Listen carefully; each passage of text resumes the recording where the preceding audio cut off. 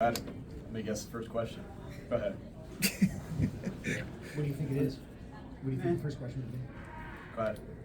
Down, Devontae, AJ, Lane, Mackay. I was hoping it was this. What's that? I was hoping it was exactly this.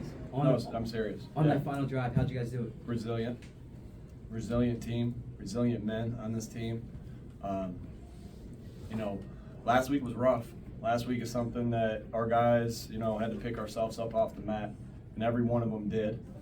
And you get better from your work, and you get better from your experiences. And sometimes losing, you grow a little bit more from that. Not that you want to do it, but you grow a little bit more from that. And these guys got better this week. And when we talk about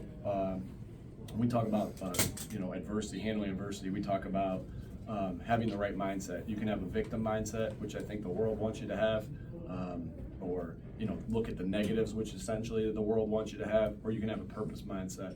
And a purpose mindset is knowing that through bad things that happen, that if you let it, you'll get better.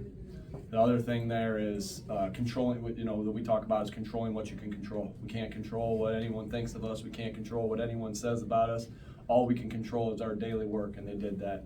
And when you do that, you're going to be an example to somebody else. And our guys did that, like from Jalen to Brandon Graham to Jalen Carter to Grant Calcaterra to Quinyon to Slay. All those guys just showed how they handle adversity, and adversity that happens in life all the time, over and over and over again. You're going to have small losses in between in every single game, whether it's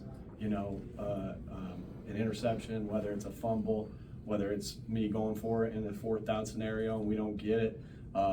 You got to overcome those things, and I'm so proud of those guys that they did that. It just showed such a resilience and a team, right? A team plays together. A team has each other's back. I can't tell you how many times Saquon and Jordan, Mailata, and Chauncey came up to me and like, "Man, we got your back. We got your back, coach." I mean, this is a hard place to play. This is a hard place to win. Shoot, last time I was here, I think Drew Brees, the ball touched the ground one time. I think he was like 29 to 30. Y'all can do the stats. We ran out of here. That's a really good defense, and that's a good quarterback. That's a really good head coach, defensive mind in Dennis Allen. And so to come in here and to get a win like that is special, and we'll remember this. That brings a team closer together. Everybody, I know my dad's gonna text me. Hey, make sure that we win by a little bit more. I only got, you make it pretty nervous. It made me nervous, but when you win like that, man, it's special, and we're gonna remember this one. We're gonna remember it on the way home, but then we're gonna move on. But just a special team win. Nick, what does it say about a team with all the turnovers, a block punt, whether you think it was a mistake or not a mistake on going for it? What does it say about the resilience, and I think you touched on a little bit, of this football team? Yeah, again, just to overcome. Like, we know this is not sustainable. We said this after the Green Bay game. This is not sustainable. We got to take the ball away, and we did in a critical scenario, but we still lost the turnover battle. And so this is not sustainable to do it that way. We got to take care of the ball. We got to get the ball away from them. But again, the resiliency, the defense played unbelievable. We played on their, that's a good offensive line. We played on their side of the line of scrimmage an awful lot. Jalen Carter played his butt off. Jordan Davis played his butt off when everybody has been doubting them all week. Well, what are we doing? Why are we drafting these guys? I've heard it all. I've heard everything. I try not to listen, but I got to come talk to the media 5 times a week, so you hear it all.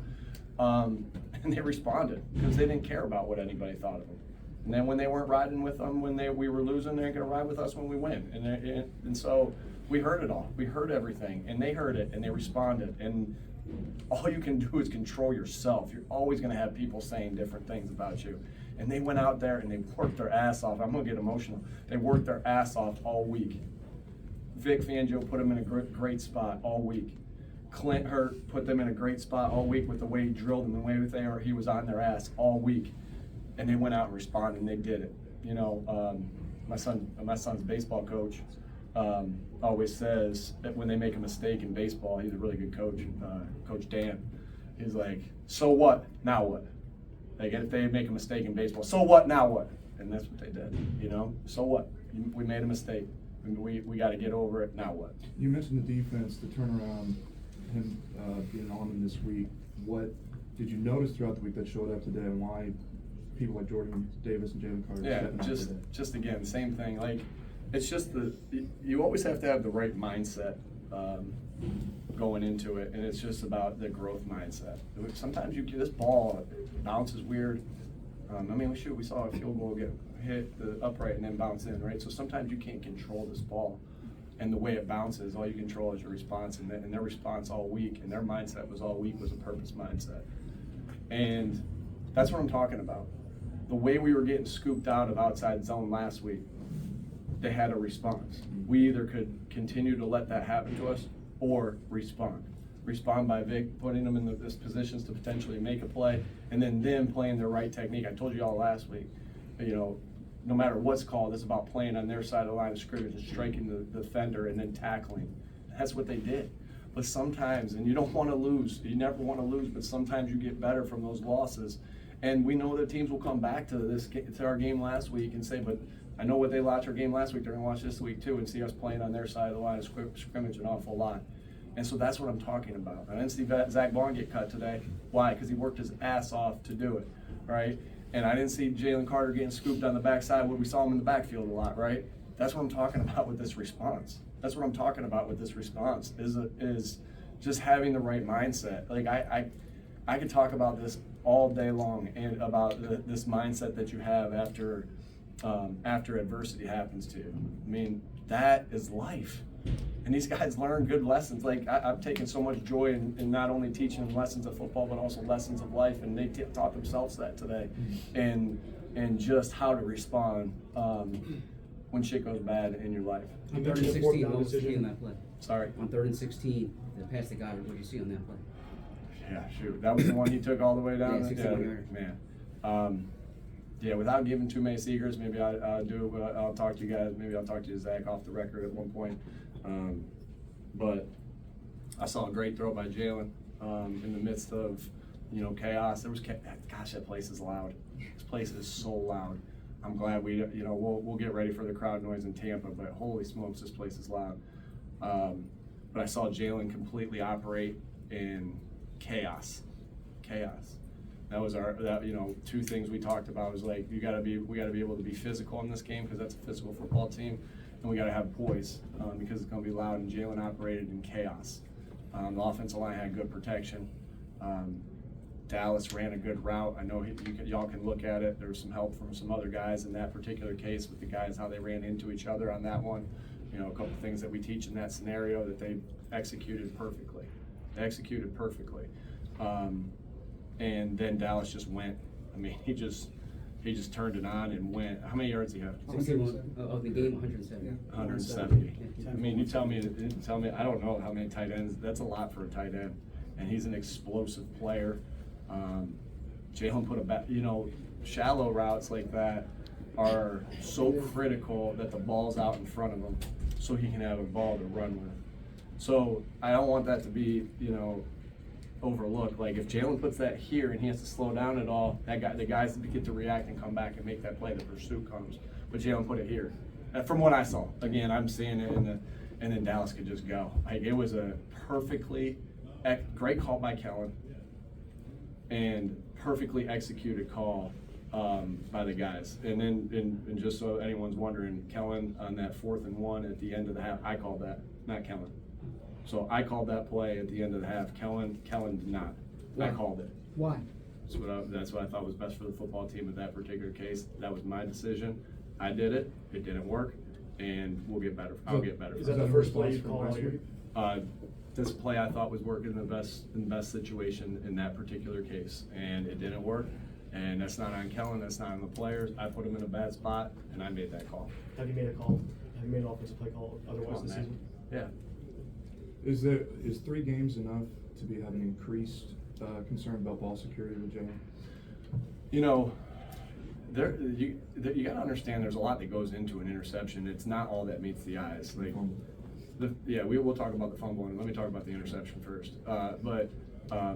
The interception has a lot of moving parts, and I'm not, if the guys don't do, like, I just want everyone to know, like, if the product on the field is not, like, if we make a mistake, a player makes a mistake, it's not on that player, it's always on me and me first. Nobody else. It's on me first. Because I was taught early in this game by my dad that if you coach it, if you're not coaching it, right, and something happens on that field, that's your responsibility. That's nobody else's responsibility. That's being a man, and that's taking responsibility. That's what being a man's about, right? Taking responsibility for the shit that you're in charge of. And that's my responsibility. So at first and foremost, the interception's on me. And then there's other plays to it. Now, on the fumble, yeah, we got to get two hands on the football, and Jalen will learn from that, right? And we'll have a good response from that. And it's nice when you're able to win and get out of it, but we got to take care of the ball better. There's no doubt. The running backs are doing a really good job of taking care of that football, and it just takes one though every once in a while. One hand on the ball. If you got one hand on the ball and anyone touches your arm, it's tough. It's going to come out. So you got to get two hands on the ball, and that he'll be the first one to tell you that. But shoot, he played his butt off today.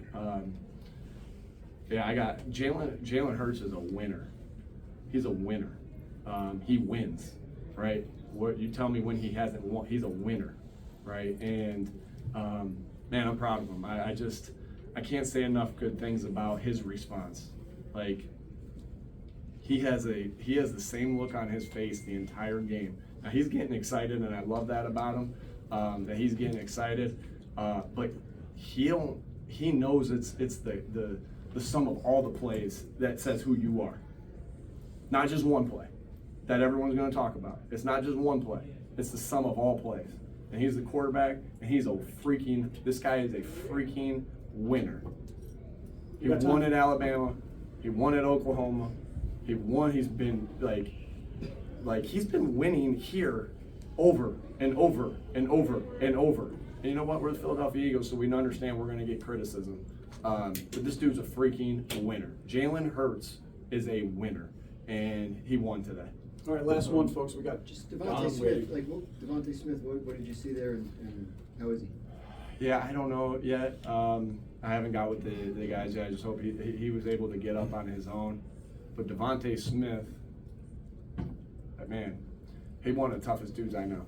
He is one of the toughest dudes I know, and I'll get an update on how he's doing. Obviously, he didn't come back in the game, but if he would have been able to, he would have, because Devontae Smith is tough. And man, when one of your best players has that much physical and mental toughness, that's contagious. You find yourself as a head coach of everything you talk about, connection, accountability, toughness, and detail, and the toughness that was played on that field today against a tough team. And Devontae Smith, man, he is a warrior. He is tough. He puts his body on the line. These guys put their bodies on the line, play in and play out, and he is one guy that does that all the time. I hope he's okay. He got up on his own, and we'll see. I'll get some information here as we see, but man, he's a warrior and he's tough. All right, thanks, guys. Dallas is going to be in a second.